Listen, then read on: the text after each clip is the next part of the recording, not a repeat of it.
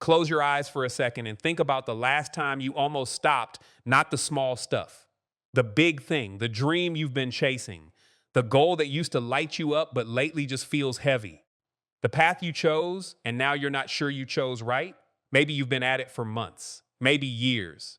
You've put in the work nobody sees, made the sacrifices nobody thanks you for, and pushed through the days when nothing felt like it was moving. And still, the results aren't there. The breakthrough hasn't come. And somewhere in the quiet, this voice starts whispering, maybe it's time to stop. That voice feels rational. It presents evidence. It points to every failure, every rejection, every person who doubted you, and it says, see, they were right. Here's what nobody tells you about that voice. The people who changed the world heard it too. Every single one of them. The ones we put on pedestals, the ones we study and admire and quote, they stood in that exact same place, at the edge of quitting, looking down. Wondering if the fall was worth it, the ones we remember? They didn't jump, they stayed. And here's the question worth asking right now, not just today, but every time that voice shows up, what actually separates the people who made it from the ones who stopped one step too soon? That's what we're going to answer. Let's be honest about something first. Quitting doesn't feel like weakness when you're in it. It feels like common sense. It feels like clarity, like you've finally seen through the illusion and had the courage to admit what everyone else already knew. And that's because on a biological level, your brain is literally built to make quitting feel smart. The human brain is a survival machine. Its entire operating system was designed not to help you achieve greatness. It was designed to keep you alive. And for hundreds of thousands of years, that meant one thing: conserve energy and avoid pain. When something hurts, stop doing it. When progress is slow and results are uncertain, find something safer. Struggle feels like danger to your nervous system. Failure triggers the same alarm systems as physical threat. Your body can't always tell the difference between this is hard and meaningful and this is going to kill me. So when you're deep in the grind and nothing is working, your brain's honest recommendation is retreat. That's not weakness. That's wiring. But here's the shift that changes everything. Biology isn't destiny. You are not just your instincts. You are the only creature on this planet capable of looking at a deeply uncomfortable path, acknowledging that it's painful, and choosing it anyway. Not because it feels good, but because it means something. The impulse to quit is human. The decision to continue is what separates those who build something from those who wonder what they could have built. But if the urge to stop is natural, why do some people push through while others don't? The answer might surprise you. Here's something the success stories never lead with. Almost every single one of them has a moment of total collapse buried somewhere in the middle, not a small setback, not a rough week. A genuine gut punch moment where everything fell apart, where the person standing in the wreckage of their dream had every reasonable justification to walk away and never look back. Thomas Edison didn't fail a few times before finding the light bulb. He failed over 10,000 times, 10,000 attempts that didn't work. And when a reporter asked him how it felt to fail that many times, he famously said he hadn't failed at all. He'd simply found 10,000 ways that didn't work. That reframe isn't just a clever quote, it's a survival mechanism. It's how someone keeps going when the evidence against them is overwhelming. Walt Disney was fired from a newspaper early in his career. The reason given: he lacked imagination and had no good ideas. The man who would go on to build one of the most creatively dominant companies in human history was told professionally that he wasn't creative enough. J.K. Rowling was a single mother on welfare, clinically depressed, and her manuscript for Harry Potter was rejected by 12 different publishers before the 13th said yes. 12 people looked at the story that would sell over 500 million copies worldwide and said no. The pattern here isn't accidental. The lowest point in almost every great story isn't a detour, it's a doorway. It's the moment the journey gets real. The moment where only the people who genuinely want it, not just kind of want it, but need it, are willing to stay. Rock bottom has produced more greatness than comfort ever did. But knowing this doesn't automatically make it easier when you're the one standing in the rubble. So what actually gives people the fuel to keep going when the logic of quitting is staring them in the face? Here's the lie that's been fed to an entire generation. Success is sudden. You see someone blow up a business, a career, a following, and from the outside, it looks like it happened fast. One viral moment, one lucky break, one right place, right time, What you don't see is the decade that preceded it. You don't see the 5 years of content that nobody watched, the 3 businesses that failed before the one that worked, the 10,000 hours of practice in rooms with no audience, no applause, no feedback except silence. You don't see the 2 a.m. moments of doubt, the money that ran out, the relationships that strained under the weight of a dream that hadn't paid off yet. Success is built in obscurity, in the invisible hours, in the days when you showed up and did the work, even though nothing seemed to be moving. And especially because nothing seemed to be moving, there's a concept that high performers talk about: the lag, the time between the work you put in and the results you see. In some fields, that lag is days. In others, it's years. And if you don't know the lag exists, you'll interpret silence as failure. You'll interpret stillness as proof that nothing is working, and you'll quit right before the compound interest of your effort starts to pay out. That gap between where you are and where you want to be is not proof you're failing. It's proof you're in the game. It's proof you're doing something most people aren't willing to do. The people who haven't started yet don't feel that gap. Only the ones brave enough to be somewhere in the middle of a real pursuit feel it. Understanding that truth changes the way you read your own story, but you still need something more than understanding. You need something to grip when the ground shakes. Motivation is a mood. It comes and goes. Some mornings it's electric, you're fired up, you're clear, the vision is vivid, and the path feels obvious. Other mornings it doesn't show up at all.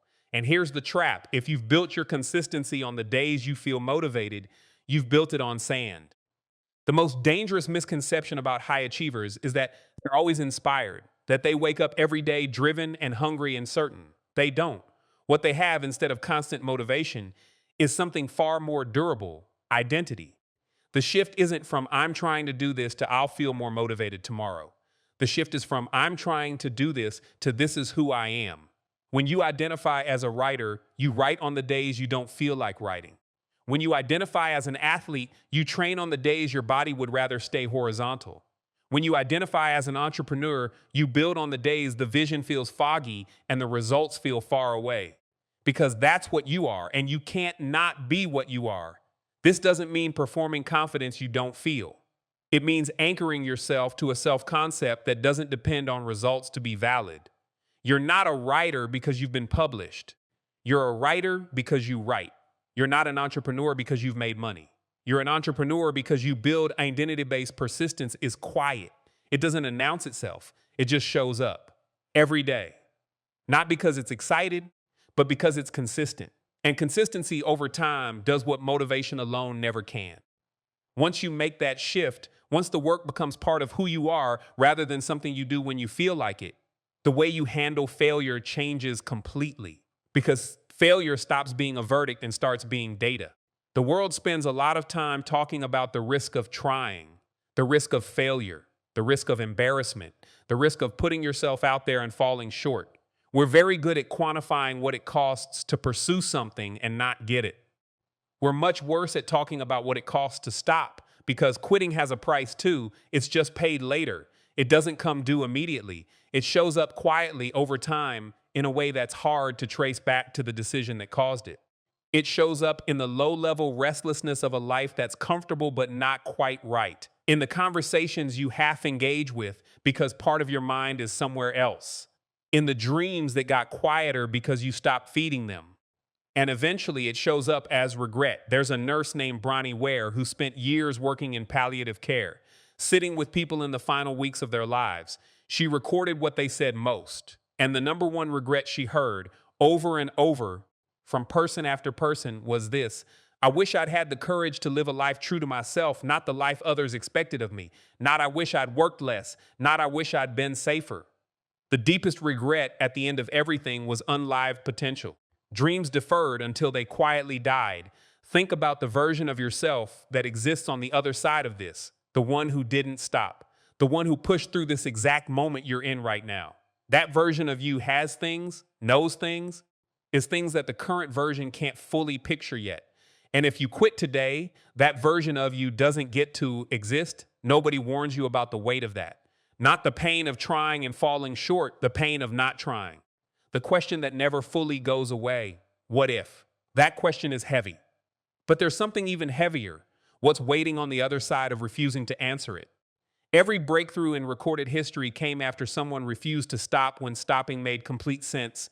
Every discovery, every movement, every invention that changed the way humans live, it came from someone who hit the wall and found a way through it instead of around it. Here's what nobody tells you about the wall. It's a filter. Most people who start a hard thing eventually hit a point where the cost of continuing exceeds what they expected. The project is harder than they thought. The market is more brutal. The skill gap is wider. The timeline is longer. And at that point, most people turn back. Not because they're weak, because they're rational. Because the math no longer adds up. The wall exists specifically to separate the people who kind of want something from the people who genuinely need it. It is brutal. It is deliberate. And it is the most effective sorting mechanism there is. The people who press through don't just get the goal on the other side.